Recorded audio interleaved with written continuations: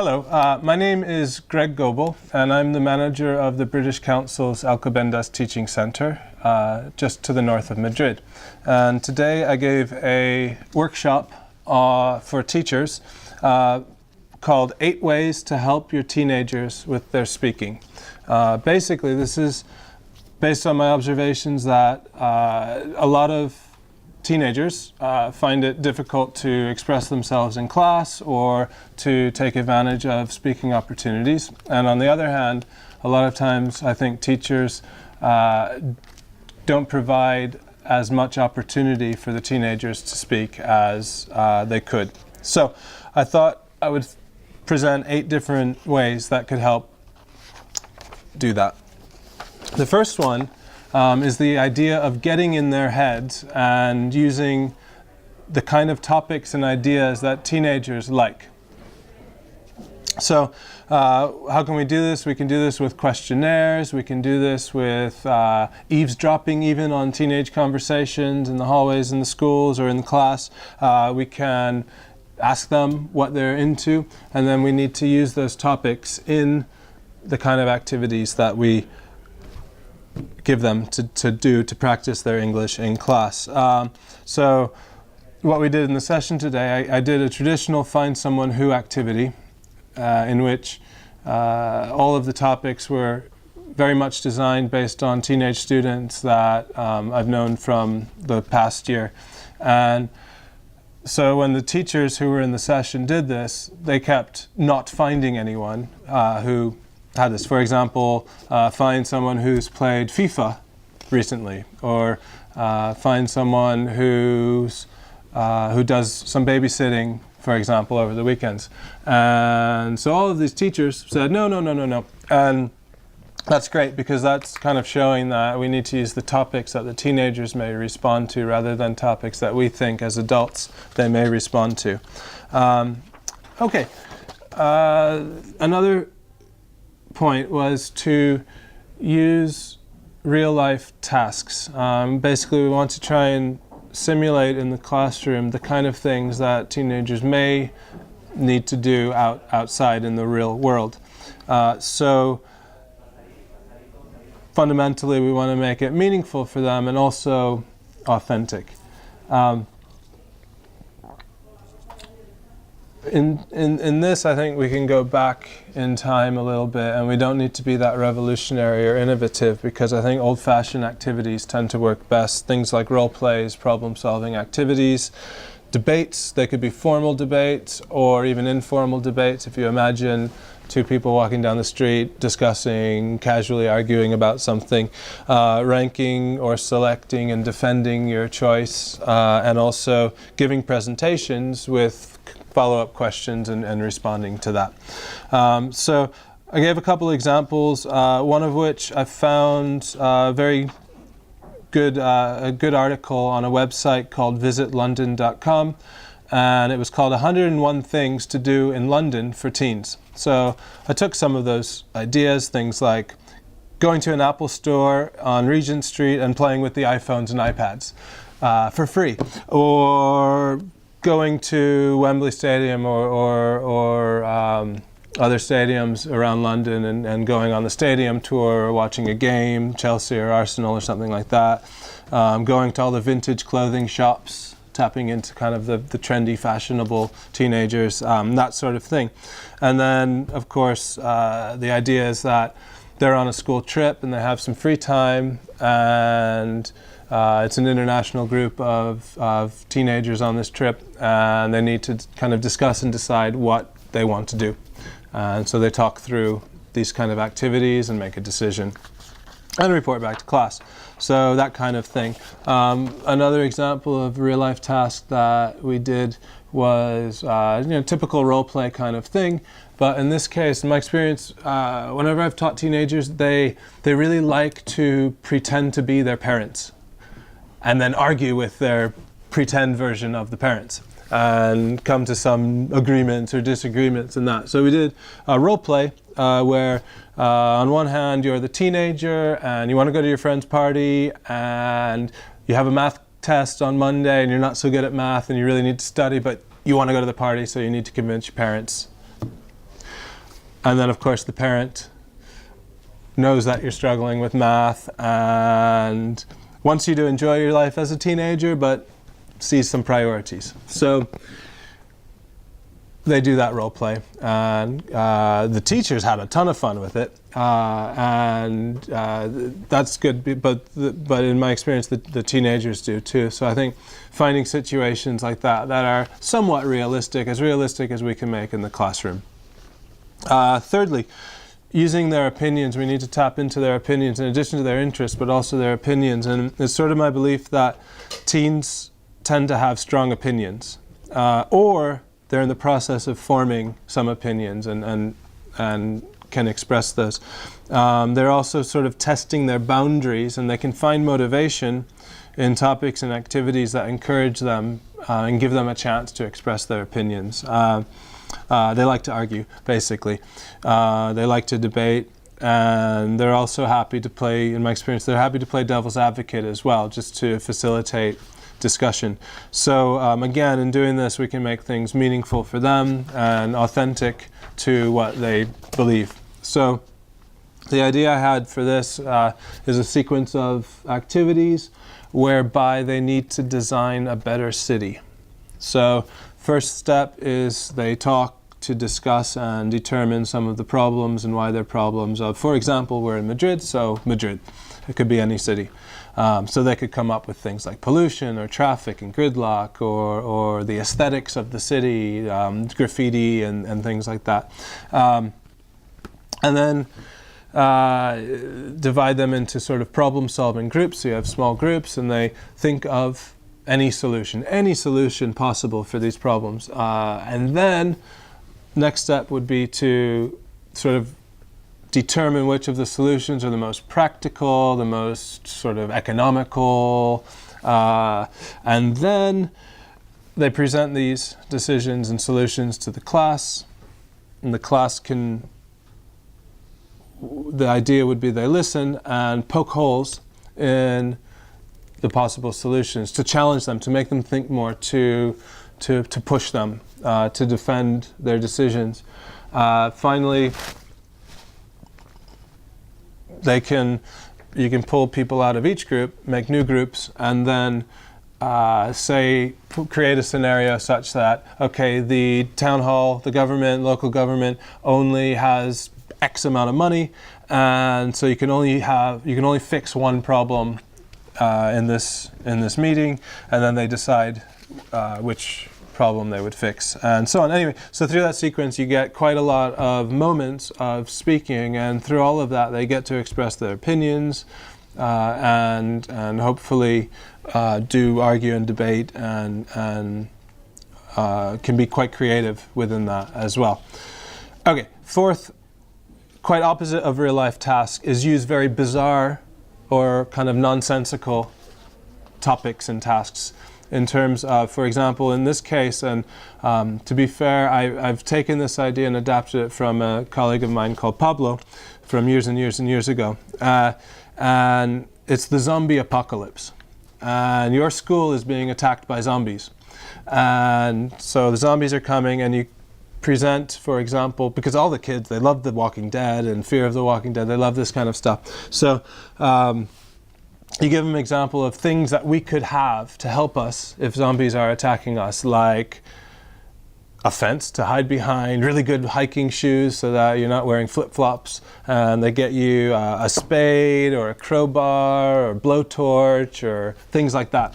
And they decide, much like a first certificate activity, they decide which ones would be most useful, and they get to have a tool. And then you present to them a map of the school, so a blueprint. You could draw it, or if you have a real one, that's fine, with all the rooms and the stairs and the exits and the field, if there's sports facilities or whatever. And then you put the zombies in all the different places. You say, okay, you're here, and you need to escape. And you can create different kind of constraints. For example, someone in your group gets caught by the zombies, only 2 of you can escape, or you lose one of your weapons partway through, etc.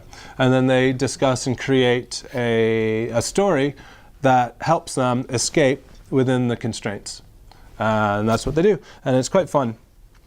So that's the fourth. So bizarre tasks to contrast with real life tasks.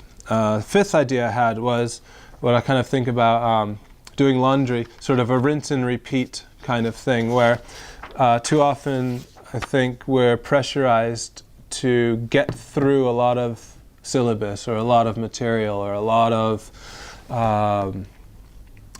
maybe it's the course book or whatever it may be, and we do something and we leave it behind, and then we do another activity and we leave it behind, or another topic and we leave it behind. So I think instead maybe we could plan to do things repeatedly. So the idea of task repetition.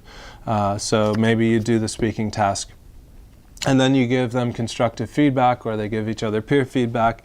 You maybe feed in, drill, teach some new language that would help them do the task better, and then they think about it and do the speaking task again. And inevitably they do it better the second time.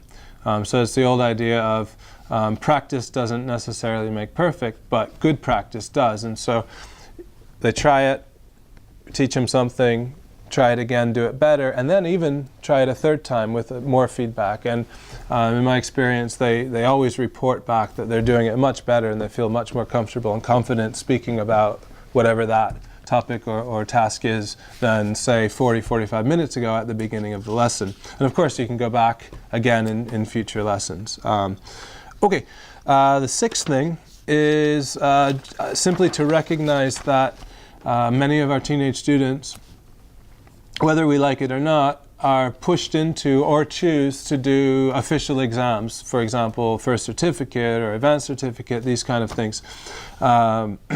Some even, I've seen quite a few 17, 18-year-olds these days who are doing IELTS exams if they're thinking about studying abroad. So we have a lot of exam prep that we could do. In our experience, I think in many places that I've worked, they struggle a lot with the use of English sections. Of course, we need to help them with that, but we can really push their overall mark up if we look at speaking, which they can kind of pick up and gain a lot of marks that way. So I think two things we can do is do the exam, give them lots of speaking practice for the exam type tasks, but not necessarily always say quite rigidly, this is the exam task, we're going to do it just like the exam, but you can create activities and tasks that are very similar. So what we did in the session today is I just asked the teachers, I said, what are good qualities of a parent? And they said things like being fair, being able to listen, having courage, and so on. And we established 5 things, and I said, okay, from a teenager's point of view, which of these are the most important and why? And pick 2. So basically in doing that, you're doing a first certificate activity. But it's elicited, it comes from the students themselves, and then they practice it. So they do the exam without really doing the exam. And then, of course, like anything, you can feed the language in, you can help them, give them expressions, practice that. And you can build these, you can use them as warmers, fillers, ways to close down a lesson, and over and over and over again, and they get lots of practice that way. The other side of exam preparation, I thought, was to help train the students to be good listeners, and in that way they might become better speakers too by focusing them on the rubric of the exam. So for example, in interactive communication, the first certificate, it says they need to initiate and respond appropriately. They need to link their contributions to what the speaker has said, things like that. So the idea is to have a group of 3, and you've got 2 students speaking and 1 listening who's going to give feedback, and they have a specific task. And also through experience, the teenager will need to be trained to do this. So the first time, it's hard for them. Second time, it's a bit easier, and so on. And eventually they get used to it and they gain confidence in giving that kind of feedback. But you could ask them to time the different speakers. How long did Pablo speak and how long did Maria speak? Oh, Maria spoke for 2 minutes, Pablo only spoke for 1 minute. They need more balance, things like that. Or did they ask each other questions? Did they actually respond to what the person said, or just talk about anything else?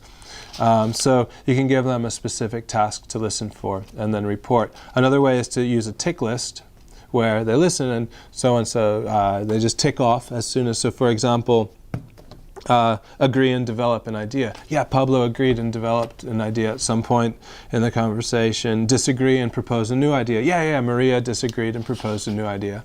And then they report back, you did this, you did that, you could do this, etc. And then hopefully they kind of absorb some of that and remember that when they do the speaking themselves.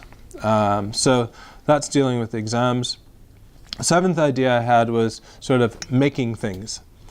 So what I mean by that is, for example, creating class magazines.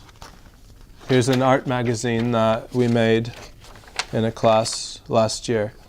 It looks very nice and it looks like writing, and my session was about speaking, and the idea is they need to do a lot of speaking to get to this final product. So you can make real things, class magazines, class newsletters, maybe giving presentations. These can be stretched out over a series of lessons for short periods, 15-20 minutes per lesson. It gives them a lot of choice. You can provide a lot of corrective feedback and support throughout it. So, for example, to make this art magazine, you need to find some art that teenagers might respond to. For example, I've got one here. It's some politicians falling through a hole that was done with chalk on a sidewalk, a three-dimensional kind of drawing.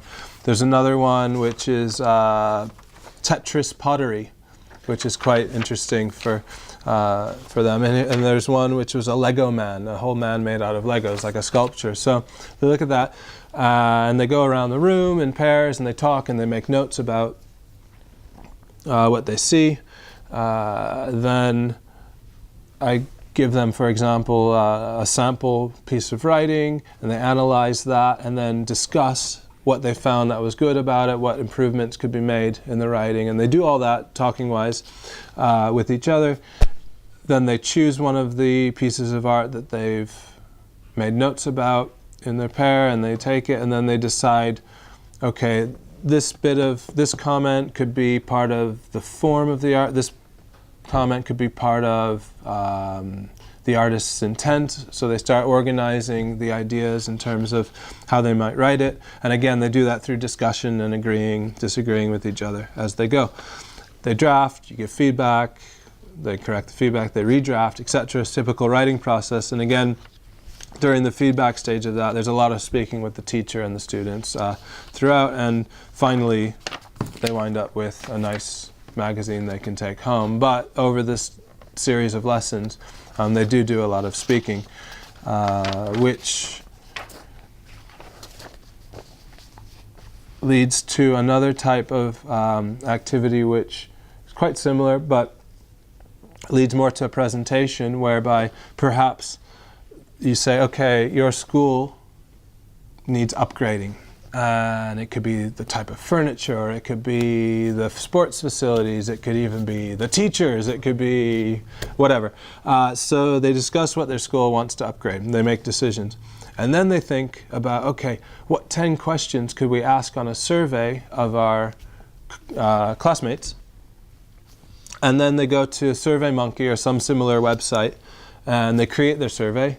And then distribute the link. Everyone in the class does each other's surveys. And then with their partner, subsequently, they look at the data, they discuss the data, and they create a presentation to report back the data to their classmates. And basically, in doing so, create a proposal to upgrade the school. And then so that and the magazine, that brings us to the 8th tip, which is, I think, integrating all of the other 7 ways. Number 8 is integrate. Try to use their opinions and the real tasks and making things and repeating all of that as much as you can together in each lesson or in each type of speaking task that you may be doing. So, in summary, I think 1, we want to get in the heads of the teenagers, find out what really turns them on, what interests they have, and then use that as much as possible so that they're interested and feel that the class is dynamic. Use real-life tasks and use their real opinions, but contrasted with using bizarre tasks as well, or maybe role plays where you push an opinion on them. 5th, repeating task repetition through planning, not just because they didn't do something as well as you wanted it to, but plan that they won't and plan to help them by repeating the tasks. Sixth, face the fact that we do need to do some exam prep, most likely with a lot of teenagers, and there's ways to help them improve their speaking on that, which will bring up their overall exam marks perhaps. And of course, most of the exam tasks are designed to reflect sort of real life decision making, so it helps them anyway if they're not doing an exam. Seventh would be making things, and eighth is integrating all of these as much as possible. Thank you very much.